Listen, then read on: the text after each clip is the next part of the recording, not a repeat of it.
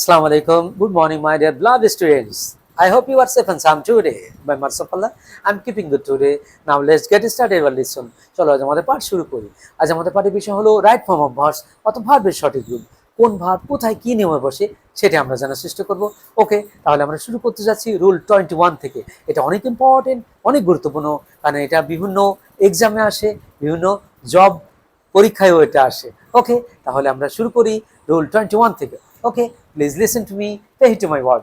Rule 21 হলো সাধারণত least দ্বারা যুক্ত সেন্টেন্সের লেস্ট এর পরবর্তী অংশের মূল ভার্বের পূর্বে শুড বা মাইট বসে, তারপরে ভিউ অন বসে।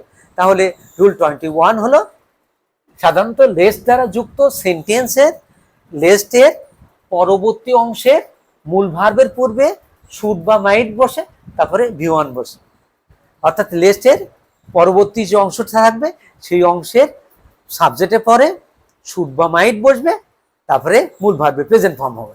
ওকে, তাহলে আমরা ধারাবাহিকভাবে উদাহরণের মাধ্যমে বোঝার চেষ্টা করি। Okay, he reads more lest he fell in the exam.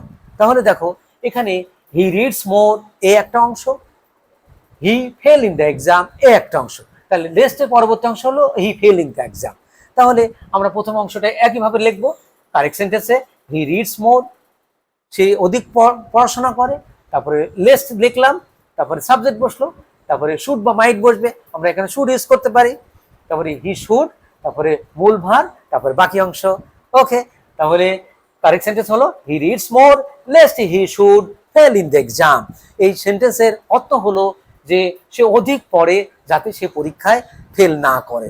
ওকে, তাহলে আমরা দ্বিতীয় এক্সাম্পল দিয়ে শিখতে পারি। The man ran fast lest he miss the train। দেখুন এখানে দ্য ম্যান ran এ একটা অংশ, হ্যাঁ, হি মিস দ্য ট্রেন এ একটা অংশ। তাহলে প্রথমে অংশটা আমরা হুবহু লিখবো কারেক্ট সেন্টেন্সে। দ্য ম্যান ran fast, তারপরে লেস্ট বসবে, তারপরে সাবজেক্ট, সাবজেক্টের পর মাইট অথবা শুড বসবে, তারপরে মূল ভার সহ বাকি অংশ। তাহলে কারেক্ট সেন্টেন্স কি হলো?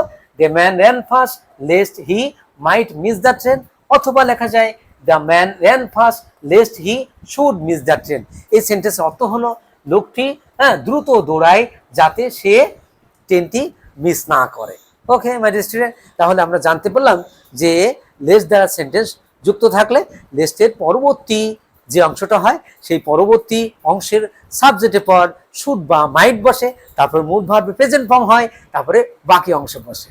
ওকে, এটা অনেক ইম্পর্টেন্ট, এটা অনেক পরীক্ষায় আসে। ওকে, এখন আমরা জানবো রুল 22। এটা অনেক ইম্পর্টেন্ট, অনেক গুরুত্বপূর্ণ। ওকে, তাহলে দেখো হোয়াইল দ্বারা সেন্টেন্স শুরু বা যুক্ত থাকলে ইহার পরে ভার্ব থাকলে বসলে সেই ভার্বের সাথে আইএনজি যোগ হয়, কিন্তু সাবজেক্ট থাকলে মানে হোয়াইলের পরে সাবজেক্ট থাকলে শেষ অংশ যে টেন্সে থাকে সেই কন্টিনিউয়াস টেন্স হয়। তাহলে রুল 22 হলো হোয়াইল দ্বারা সেন্টেন্স শুরু বা যুক্ত থাকলে ইহার পরে মানে এই হোয়াইলের পরে যে ভার্ব বসে সেই ভার্বের সাথে আইএনজি যোগ হয়, কিন্তু যদি হোয়াইলের পরে সাবজেক্ট থাকলে কি হবে?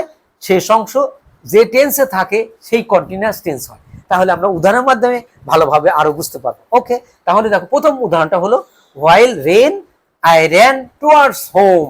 তাহলে দেখো এখানে হোয়াইল পরে রেন একটা ভার্ব বসলো, এ কারণে এখানে ভার্ব সরাসরি ভার্ব বসলে ভার্বের সাথে আইএনজি যোগ করতে হবে হোয়াইল পরে। তাহলে while raining I ran towards home, এটা হলো কারেক্ট সেন্টেন্স। ওকে, তাহলে while rain I ran towards home, এটা সঠিক সেন্টেন্সটা হবে while raining I ran towards home. Okay, পরবর্তী সেন্টেন্সটা আমরা উদাহরণের মাধ্যমে আরো ভালোভাবে বুঝতে পারবো। এই অংশটা দেখো, কিন্তু সাবজেক্ট থাকলে মানে হোয়াইলের পরে সাবজেক্ট থাকলে শেষ অংশ যে টেন্সে থাকে সেই কন্টিনিউয়াস টেন্স হয়। তাহলে দেখো এই সেন্টেন্সের while he walk in the forest a snake bit him, এই অংশটা এই স্নেক বিট হিম এই অংশটা হলো পাস্ট ইনডিফিনাইট টেন্স। তাহলে পাস্ট টেন্স, তাহলে পূর্বের অংশটা হবে পাস্ট কন্টিনিউয়াস টেন্স।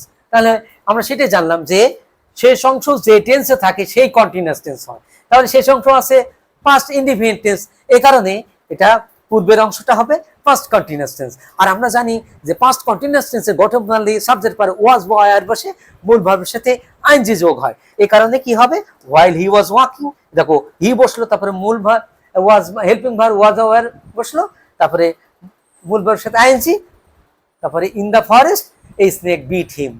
ওকে, তাহলে কি হবে, while he was walking the forest, এই হ্যাঁ এটা কমা হলো, এই স্নেক বিট হিম। এর অর্থ হলো কি, যখন সে বনের মধ্যে হাঁটছিল এই একটা সাপ তাকে কামড় দিল। ওকে, তাহলে আমরা জানলাম যে হোয়াইলের পরে যদি ভার্ব বসে তাহলে সরাসরি সেই ভার্বের সাথে আইএনজি যোগ করতে হয়, আর হোয়াইলের পরে যদি কোনো সাবজেক্ট থাকে তাহলে সেই সাবজেক্টের সেই সাবজেক্টের পর টেন্স অনুযায়ী কন্টিনিউয়াস টেন্স হয়।